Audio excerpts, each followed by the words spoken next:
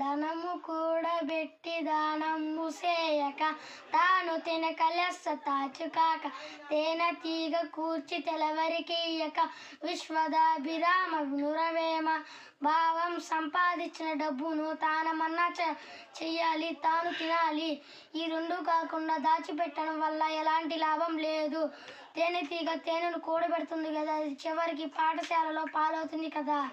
చంపదగిన ఎట్టి శత్రువు తన చేతనేని గీడు చేయరాదు. పొసకు మేలు చేసి పొమ్మనుట చాలు విశ్వదాభిరామ వినురవేమ. ఓ వేమ, చంపదగిన శత్రువు చేతికి చిక్కిన వాడికి కీడు చేయరాదు. తిరిగి ఏదైనా ఉపకారం చేసి పంపిస్తే అదే నిజమైన శిక్ష.